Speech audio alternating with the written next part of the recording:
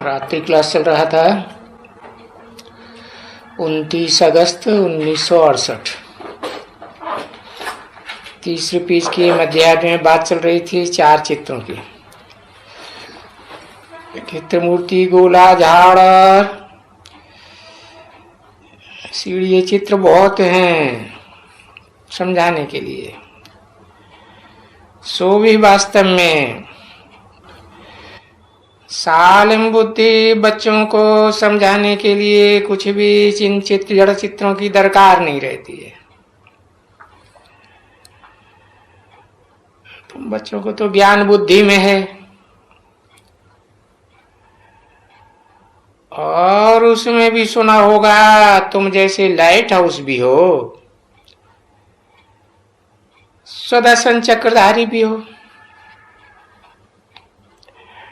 और तुम्हारे नाम देखो कितने अच्छे अच्छे पढ़ते हैं अर्थ सहित। बाकी जो भी अर्थ है देखो, सुदर्शन चक्रधारी वो विष्णु को कहते हैं, वो कोई अर्थ सहित है? अर्थ सहित नहीं है। और तुमको तो अर्थ सहित सब कुछ समझाया जाता है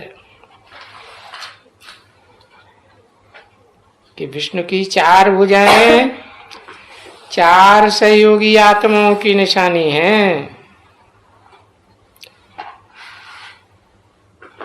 जबकि ब्रह्मा को और रावण को तो मुख दिखाए जाते हैं। मुख सहयोग तो नहीं करते हैं, वो तो अपने अपने मन मत चलाते हैं।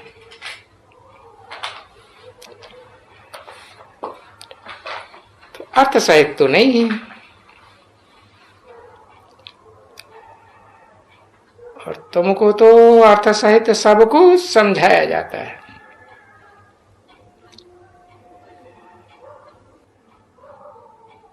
तो भक्ति मार्ग के चित्रों को कहेंगे अयथार्थ,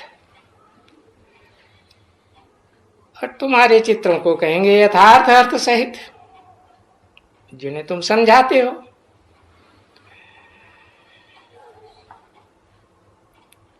तो ये बड़े ते बड़ी, इसको बड़े ते बड़ी स्पिरिचुअल यूनिवर्सिटी कह सकते हैं। यानी रूहानी बाप बच्चों को पढ़ाई रहे हैं, सुप्रीम सोल, सुप्रीम टीचर। और देखो तुम पढ़ते कैसे हो, कितने साधारण। नहीं तो तुम्हारी पढ़ाई के लिए तो यहाँ बड़े बड़े तख्त चाहिए। जैसे वो राजाओं के राजकुमार होते हैं, उनकी कॉलेज होती है। और तुम लोगों ने कभी देखी है, तुम लोग जहां राजकुमार बनकर पढ़ते थे तो कोई नहीं देखी है? किसी ने कहा अजमेर में था, बहुत ही था, रायपुर में भी थे। ऐसे ऐसे राजाएं और उनके राजकुमार।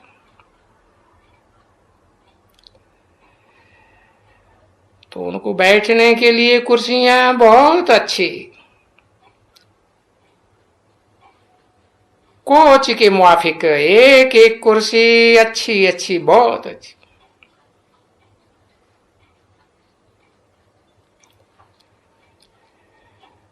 पहले पढ़ने वालों की जितनी अच्छी कुर्सी थी, बाद के राजाओं की तो नहीं थी। तो ये भी बुद्धि से काम लिया जाता है ना। वो तो सर्वेंट ठहरे, वो राजकुमार ठहरे।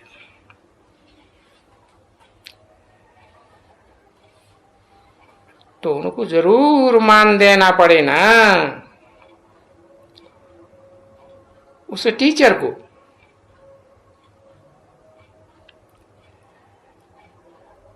और उसको राजकुमार तो नहीं कोई पढ़ाते थे ना, नहीं, टीचर पढ़ाते थे। और वो टीचर तो प्रजा वर्ग से, रैयत से आते थे उनको पढ़ाने के लिए। कोई रजवाड़ा नहीं पढ़ाते थे कि टीचर से रजवाड़ों से आते हों। ये भी बुद्धि से काम लेना है।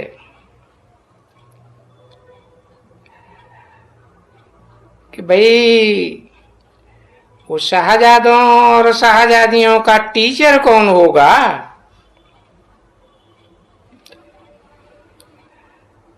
वो तो पब्लिक का होगा। अंदरूनी राजधानी घराने का तो नहीं होगा, नहीं होगा ना। देखो अभी तुम कैसे बैठे हो, घर में जब पढ़ाएंगे इतनी भी शिक्षा तुम्हारे पास, देखो बाबा कहते हैं ना, तुम घर घर में पाठशाला खोलो। तो देखो कितनी बड़ी पाठशाला है। अरे भाई काहे की पाठशाला? अरे नर से नारायण बनाने की पाठशाला। ऐसे ऊंचे लक्ष्य वाली पाठशाला घर घर में खोलो।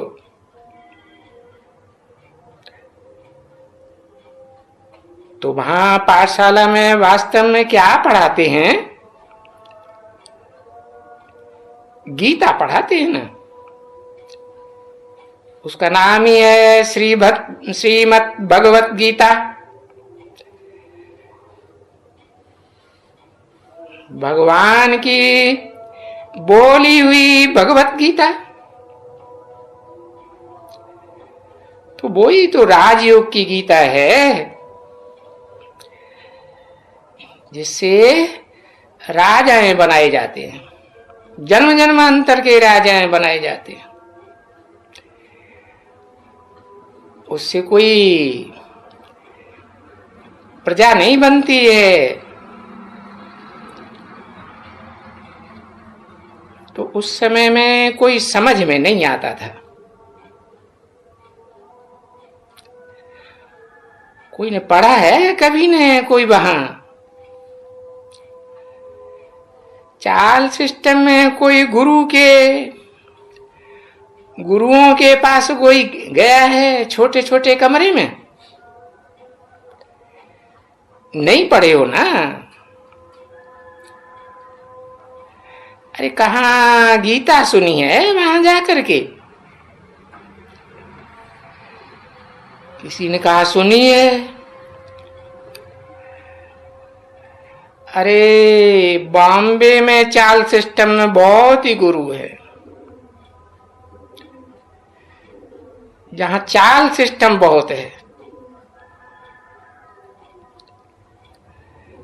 और बाबा तो अपना अनुभव भी बताते हैं ना।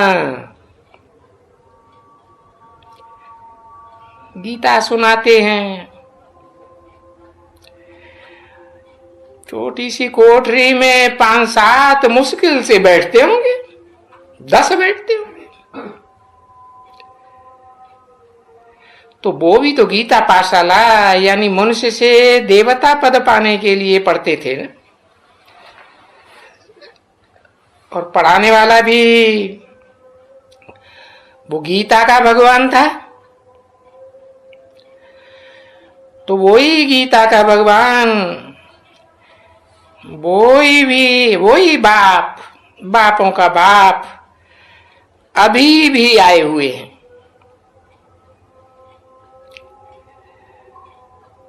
तो पहले जब ही शुरू किया था ना, तभी तो छोटा घर था, तुम तो जानती हो। किसी ने कहा बहुत छोटा घर था। कितना छोटा घर था? पीछे जब तुम बहुत वृद्धि को पाए तो दूसरा मकान ले लिया, दूसरा मकान बनाने के लिए दे दिया। शुरू तो वहां से ही आते थे ना, छोटी गीता पाठशाला से।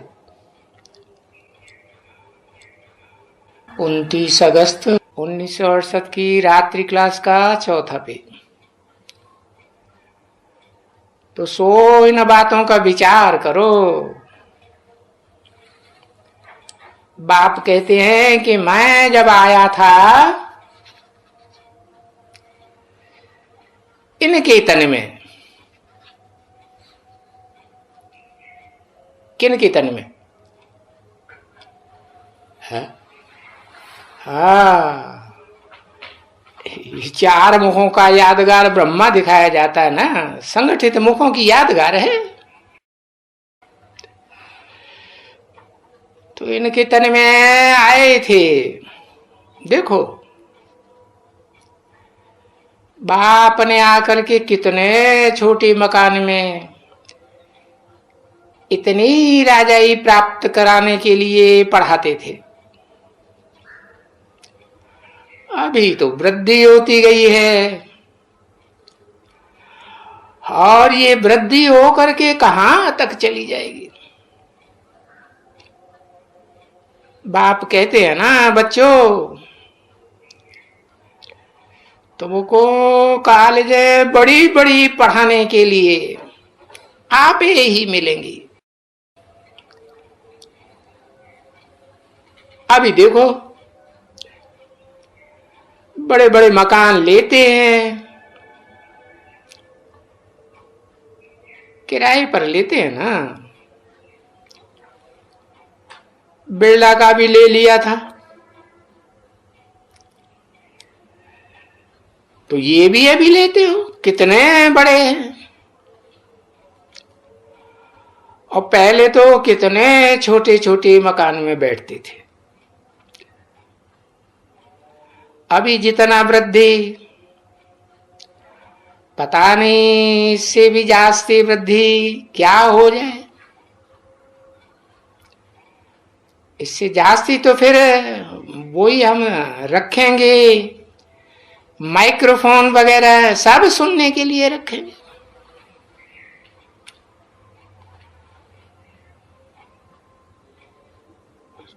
तो उन साधनों से ये नॉलेज पढ़नी पड़ेगी,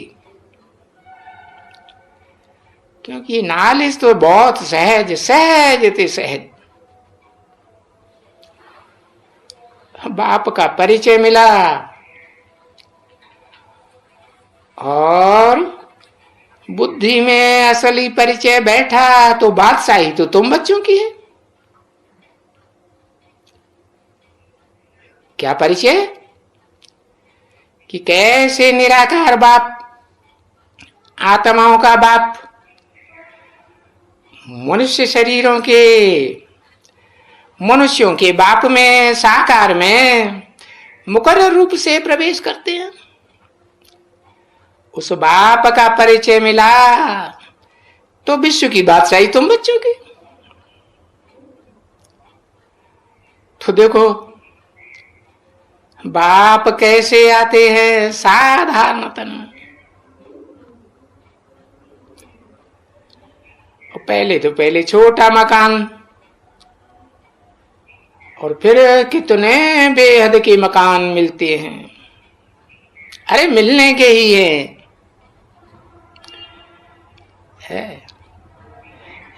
ऐसे ऐसे मिलेंगे तहां तक कि तुम एकदम बेहद की बादशाही में चले जाओगे, इतना तक मिलेंगे।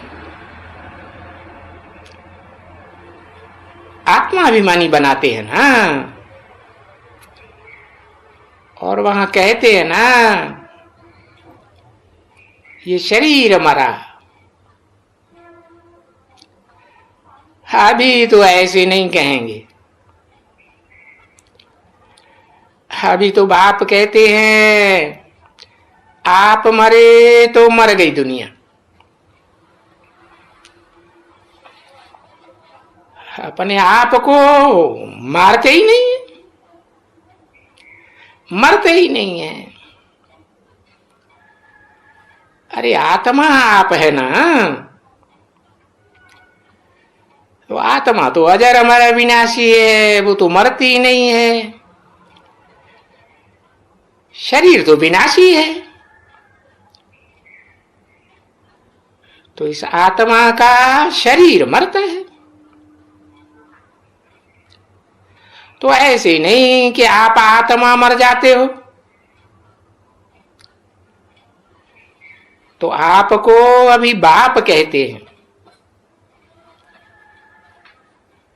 क्या कहते हैं कि मर जाओ जीते जी, जीवन रहते रहते ही मर जाओ, देहभान से मर जाओ। अरे इस शरीर का भान छोड़ दियो।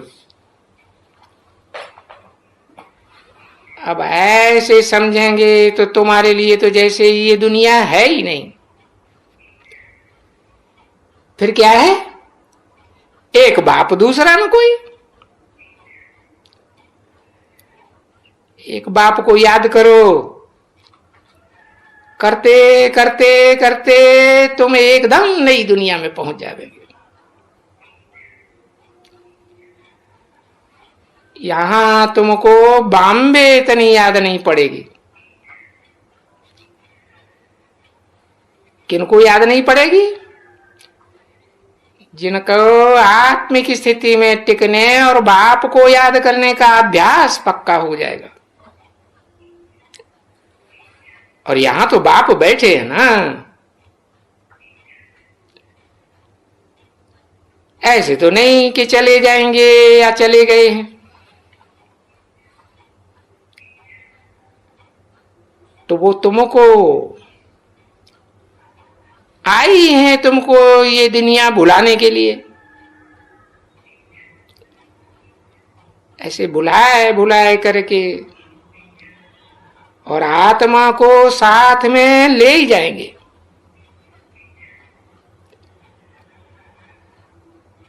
तो इसलिए तुम इस शरीर को, इस दुनिया को भूलने का भी पुरुषार्थ करते ही हो ना।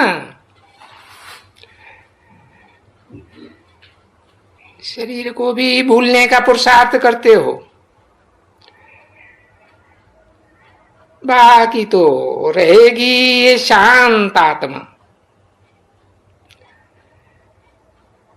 तो तुम्हारे ज्ञान के बाद इस योग से कितनी शांति रह जाती है। विश्व में शांति स्थापन करने के लिए तुम गोप गोपियां निमित्त बनते हो। गोप गोपियां नाम क्यों रखते हैं? गुप्त पुरुषार्थ करते हो ना बाप से संबंध जोड़ने का। दुनिया तो नहीं जानती। अब ये जो मुरलियां हैं ना, 2-3 दिन नहीं सुनी, बच्चे उसमें सुनो। उन मुरलियों में बहुत मजा आएगा बच्चों को।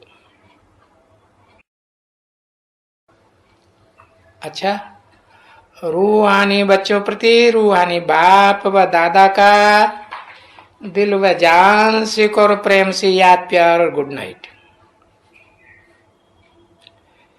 मीठे मीठे रूहानी बच्चों प्रति रूहानी बाप की नमस्ते। अब ये रूहानी बाप की रूहानी बच्चों के प्रति नमस्ते, ये तो रोज ही सुनते हो, याद प्यार रोज सुनते हो। अब ऐसा तो दुनिया में कोई बाप नहीं होता है जो बाप रोज प्यार करते हो। और याद देते हो? बाबा को याद प्यार तुम जास्ती देते हो या बाप तुमको जास्ती देते हैं? बताओ। बाप देते हैं ना। तो फिर बच्चों को कभी भी लिखना नहीं है, बाबा आप हमें याद नहीं करते हो।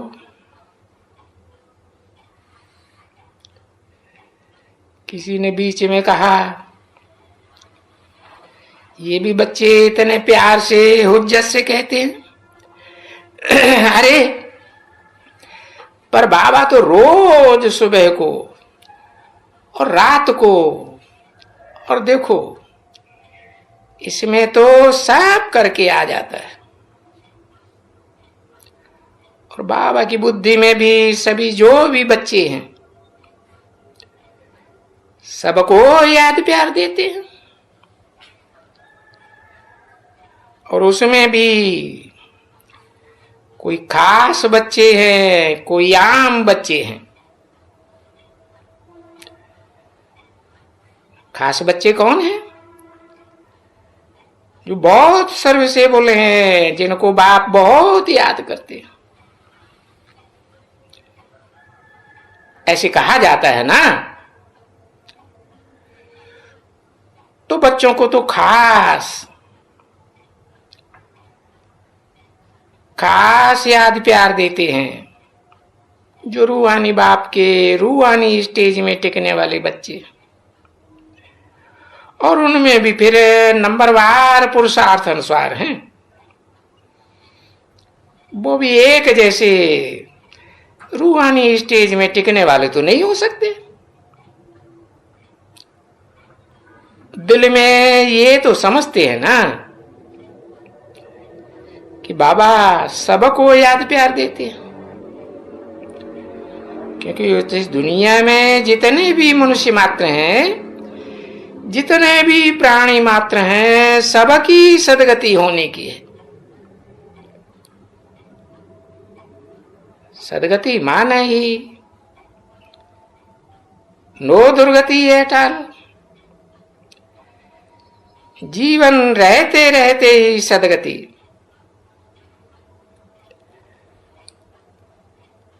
तो अभी इतना पुरुषार्थ याद करने का कितना होता होगा। ओम शांति।